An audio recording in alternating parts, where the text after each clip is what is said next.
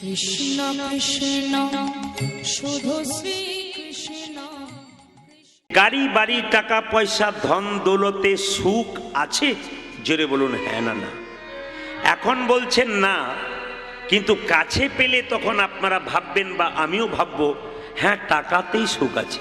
না, এমনও ব্যক্তি পৃথিবীতে আছে যে প্রচুর টাকা রোজগার করে, সেগুন কাঠের ছপ্পরে শুয়ে থাকে, কিন্তু 1 টাকার ঘুমের ট্যাবলেট না খেলে ঘুম আসে না। এমন সুখের প্রয়োজন কি আছে? এ সংসারে যার টাকা আছে তারও জ্বালা, যার নাই তারও জ্বালা। এ সংসারে যার প্রচুর টাকা আছে তারও জ্বালা, আর যার নাই তারও জ্বালা। এ সংসারে যার ছেলে মেয়ে আছে তারও জ্বালা, আর যার নাই তারও জ্বালা। ছেলে মেয়ে যার আছে সেও কাঁদছে ছেলে মেয়ের জ্বালায়, আবার যার নাই না পাওয়ার জ্বালায় সে আবার কাঁদছে। আমরা পেলেও খুশি, না পেলেও দুঃখ যন্ত্রণা, আর না পেলেও দুঃখ যন্ত্রণা। তাহলে কি সংসার করবেন না? সং মানে কি? মা সাজা, বাবা সাজা, কাকা সাজা, দাদা সাজা, সং। রং মেখে যাত্রার আসরে অভিনয়, যতক্ষণ অভিনয় শেষ রং মুছে হরিবোল, আসর থেকে নেমে যাবে। সংসার মঞ্চে আপনারা কেউ মা সেজেছেন, কেউ কাকি সেজেছেন, কেউ কাকা সেজেছেন, কেউ বাবা সেজেছেন। অভিনয় যখন শেষ, রং যখন মুছে দেবেন, শ্মশানের চিতাতে নিতাই গৌর হরিবোল হয়ে যাবেন, একবার পরিষ্কার। তাহলে প্রশ্ন করবেন আপনারা শান্তি কোথায় পাবো? অনেকে বলে মরে গেলে শান্তি, শ্মশানে না যাওয়া পর্যন্ত শান্তি নেই। ওতে শান্তি কোথায়? আপনি তো মরে গেলেন, শান্তি কি? বেঁচে থেকে শান্তি কোথায় পেলেন? লক্ষ্মী নারায়ণকে বলছে, স্বামী ভগবান, তুমি সবাইকে গাড়ি বাড়ি টাকা পয়সা ধন দৌলত দিয়েছো, একটা জিনিস দাও নাই কেন? শান্তি। বলছে শান্তিটা আমার পায়ের তলায় দেবে রেখেছি। ভগবান বললেন, বলছে শান্তি পাবে কখন ওরা? বলছে আমার চরণ ধরবে যখন শান্তি পাবে তখন, কারণ চরণের মধ্যে শান্তি লুকিয়ে আছে। তাই আপনাদের কাছে নিবেদন রইল, যদি ভগবানের চরণ ধরতে পারেন, এর মতো অনাবিল শান্তি আর পৃথিবীতে কিছু নেই। ভগবানের চরণের মধ্যে শান্তি লুকিয়ে আছে, অন্য কোথাও শান্তি কিন্তু নাই। আমাদের হিন্দু জাতির বড় লজ্জার ব্যাপার। আমি কতগুলো সত্য আছে সেই সত্যগুলো আপনার সামনে তুলে ধরতে চাই। কি বলুন তো, অন্যান্য সমাজের ধর্মীয় অনুষ্ঠান হলে সন্ধে 6টায় লোক বসলে সকাল 6টায় শেষ হয়, মানুষ গিজ গিজ করে, লজ্জা লাগে। আমাদের 3 ঘন্টার কীর্তন শুনতে এসে কতজন চটি নিয়ে একবার বেরোয় একবার ঢোকে।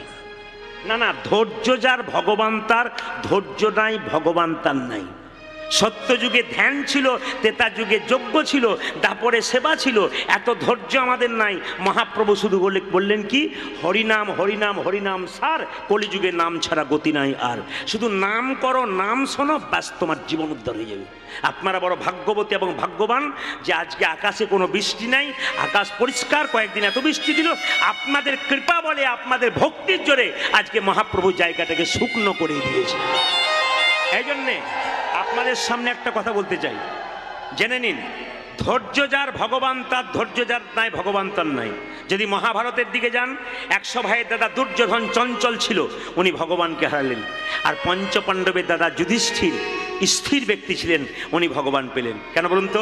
যখন দেখবেন দ্রৌপদীকে দুঃশাসন চুলের মুঠি ধরে রাজসভায় প্রবেশ করছে, তখন ভীম গদা তুলল, দাদা অনুমতি দাও, এই গদা করে 100 ভাইকে আমি মেরে ফেলবো।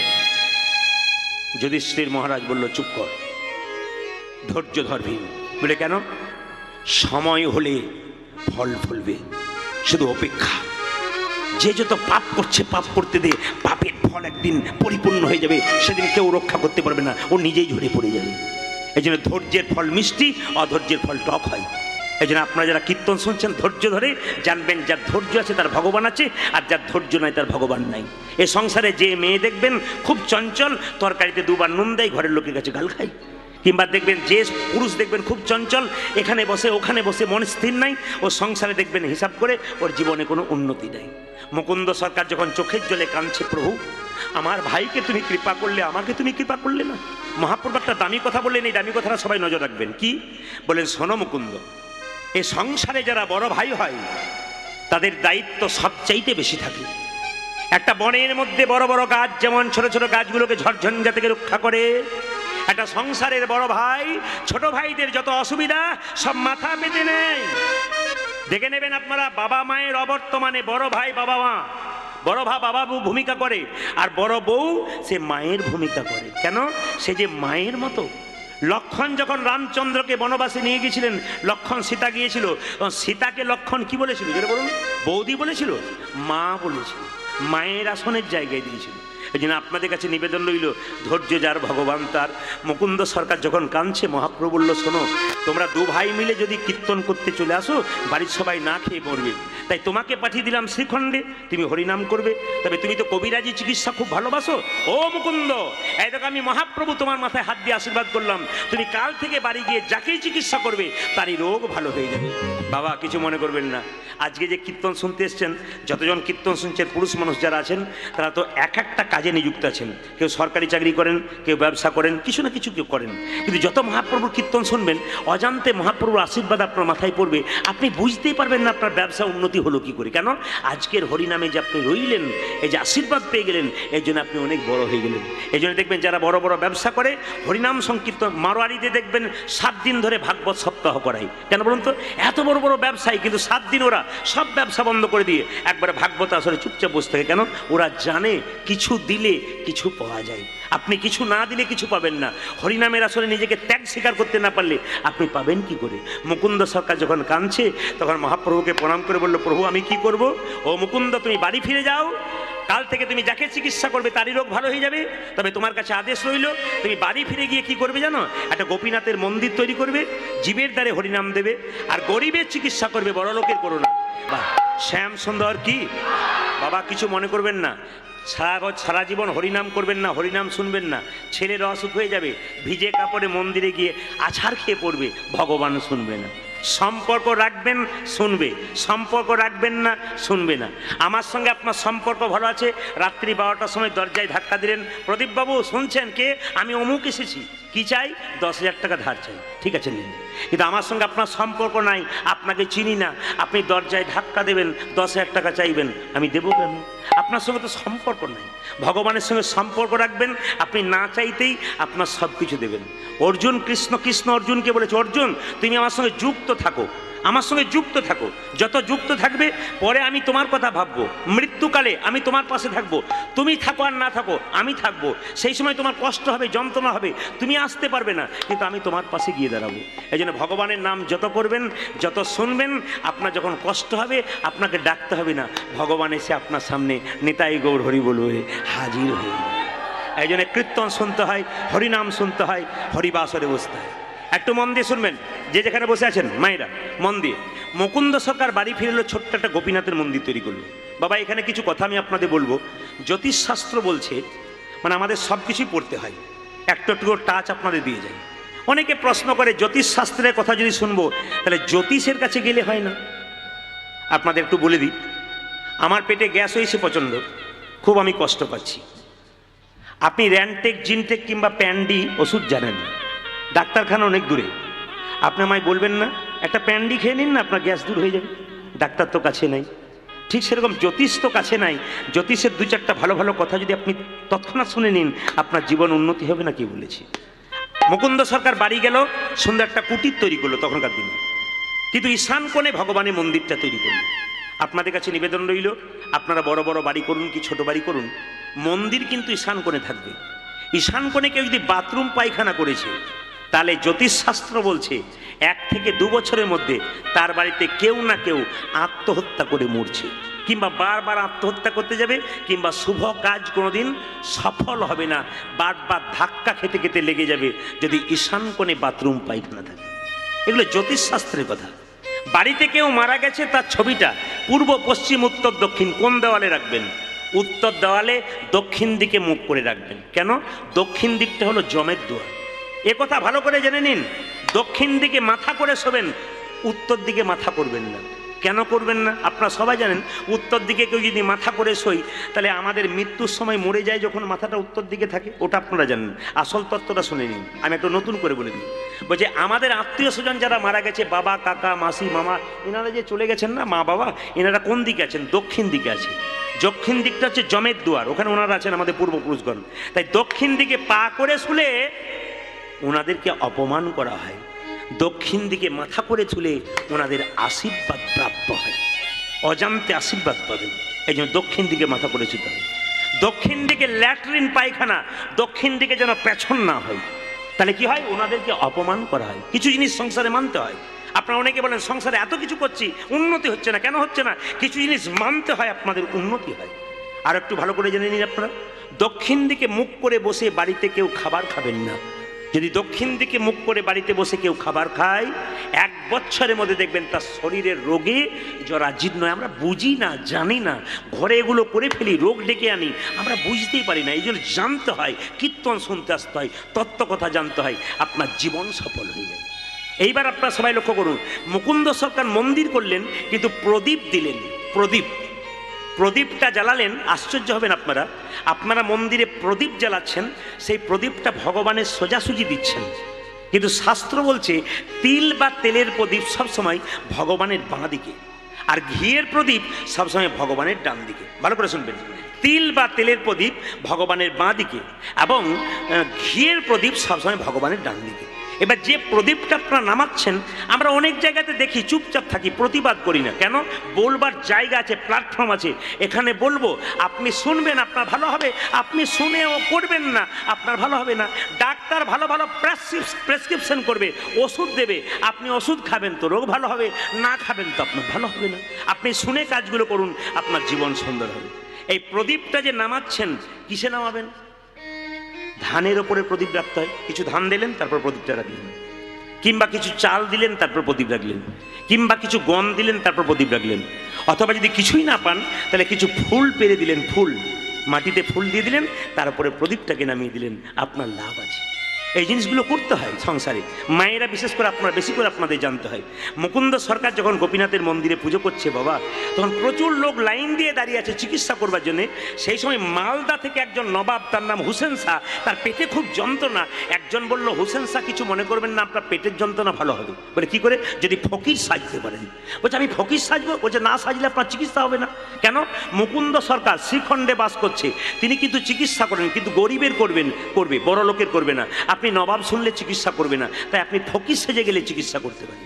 নবাব হুসেন শাহ হোসেন ফকির সেজে তাড়াতাড়ি এলেন, জানতে দিলেন না মুকুন্দকে যে আমি হোসেন ফকির, মানে নবাব এসেছি।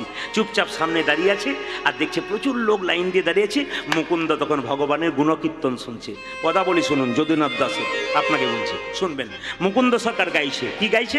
মহাপ্রভুকে দেখছে আর গাইছে, আমার কানু সে বিনোদ রায়, আমার কানু সে বিনোদ রায়, উলধ্বনি,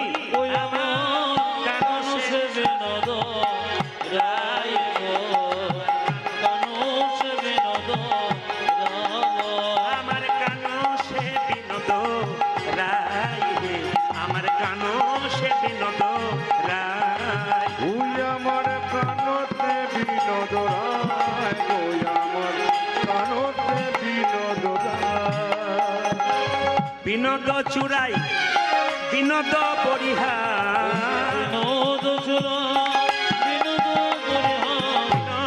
চুরাই বিনোদ পরিহার, বিনোদ চুরাই বিনোদ পরিহা, বিনোদ উড়িছে তাই গো, বিনোদ উড়িছে তাই, আমার কানু সে বিনোদ রায় গো, কানু সে বিনোদ রায়, আমার কানু সে বিনোদ রায় গো, আমার কানু সে বিনোদ রায়, আমার কানু সে বিনোদ রায় গো, আমার কানু সে বিনোদ রায়। সরকার গোপীনাথের রূপ দেখছার গাইছে, ও তার বিনোদ ললাটে বিনোদ তিলক, বিনোদ বিনোদ সাজে, আমার বিনোদ ললাটে বিনোদ বিনোদ বিনোদ সাজে, বিনোদ ললাটে বিনোদ তিলক, Binod Binod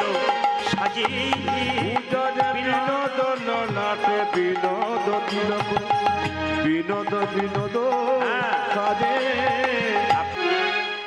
hello hello hello, আমাদের ভোকাল দুটো বাড়াও, ভোকাল দুটো না বাড়লে হবে, বাড়াও। এখানে শুনতে পাচ্ছি না, মানে মনিটরটা বাড়াও, আর ওটা বাড়াই জয় নিতাই, মহিলাটা বাড়াও। জয় নিতাই, বারণ আছে না শুনলে? বারণ আছে? জয় নিতাই।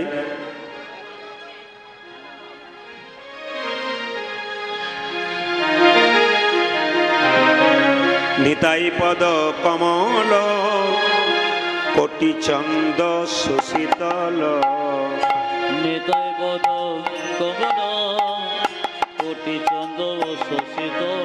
নিতাই পদ কমল কোটি চন্দ সুশীতল, যদি নিতাই পদ কমল কোটি চন্দ্র সুশীতল, যার ছায়াই জগত জুড়াই আহারে, যার সবাই জগত জোড়াই আহারে, যার ছায়াই জগত জুড়াই আহারে, আজ যার ছায়া জগত জোড়ায় আহারে, তাই পদ বিনে ভাই ব্রজে রাধা কৃষ্ণ নাই, নিতাই পদ বিনে ভাই ব্রজ রাধা কৃষ্ণ নাই। তাই পদ বিনে ভাই ব্রজে রাধা কৃষ্ণ আজ নাই, নিতাই পদ বিনে ভাই ব্রজে রাধা কৃষ্ণ না, ধরণিতায়েরি দুটি পাই হে, তোমরা ধরণী তাজের দোটে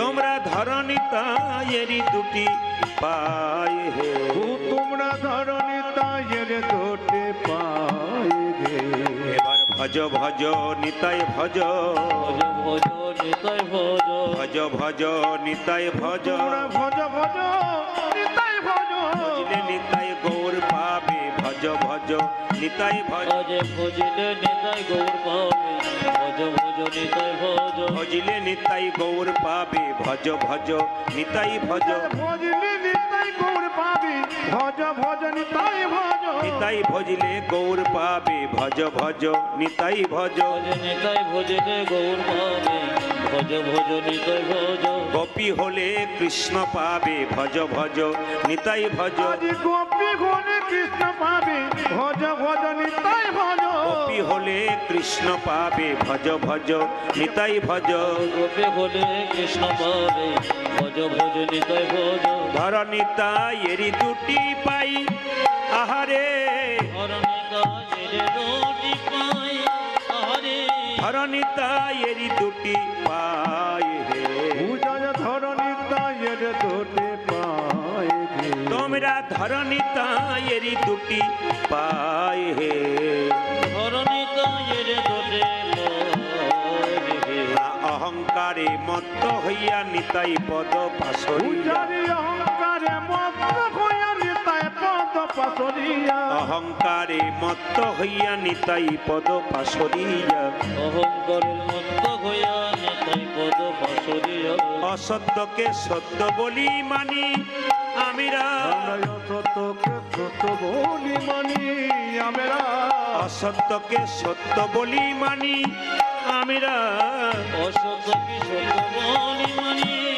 আমরা, এ ভাব সংসার মাঝে নিতাই চরণ জেনা ভজ, পূজারে বাবা সংসার মাঝে নিতাই চরণ জেনা ভজে, এ ভাব সংসার মাঝে নিতাই চরণ জেনা ভজে, ভব সংসারে মাঝে নিতাই চরণ যেন ভজে, তার জন্ম হইল অকারণ হে, পূজারে তার জন্ম হইল কারণ, ও যে তার জন্ম হইল অকারণ হে, আজি তার জন্ম হইল কারণ হে, আরে আসা যাওয়া সারে হলো, সরে হলো, আরে আসা যাওয়া সারে হলো, হবে আসা যাওয়া তার হলো, তাই চরণে না ভজিল আসা যাওয়া সারে হলো, নিতাই চরণ না ভজিল সরে ও হলো, যে নিতাই চরণ না ভজিল আসা যাওয়া সারে, পূজারে নিতাই চরণ মজিল আসা যাওয়া তার হলো, ধর নিতাই এরি দুটি পাই আহারে, ধরণী তাজের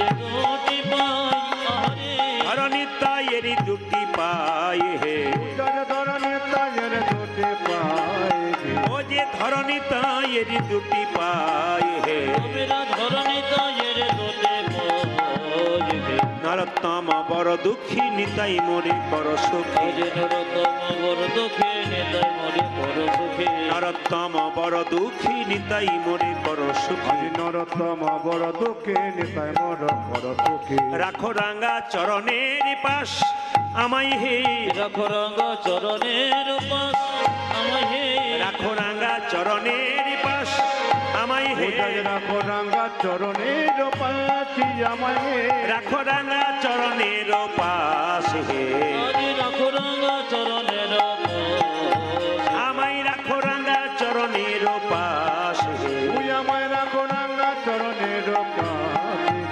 আমায় চরণ ছাড়া করো না হে চরণ ছোট করুণা গে চরণ ছাড়া করো না হে চরণ ছাড়া করো না গে ওই চরণে মতি দাও হে চরণ ছাড়া করো না হে আমায় ওই চরণে মতি দাও গে চরণ ছাড়া করুণা গে ওই চরণে মতি দাও হে চরণ ছাড়া করো না হে আমায় ওই চরণে মতি দাও গে চরণ ছাড়া করো না গে রাঙ্গা চরণের পাশ আমায় হে রাখো রঙ্গ চরণের পাশ আমায় হে রাখো রাঙ্গা চরণের পাশ হে পূজন রাখো রাঙ্গা চরণের পাশি তুমি রাখো রাঙ্গা চরণের পাশ হে আমায় রাখো রঙ্গ চরণের পাশ হে জানি তাই হরে কৃষ্ণ আজকের এই হরিবাসরে আপনারা যারা কীর্তন রসসুধা সাধন করবার জন্যে বহু দূর দূরান্ত থেকে এখানে উপস্থিত হয়েছেন প্রত্যেকটি ভক্ত ভক্তিমতী মায়েদের চরণে কীর্তনিয়া প্রদীপ পাল এবং তার সম্প্রদায়ের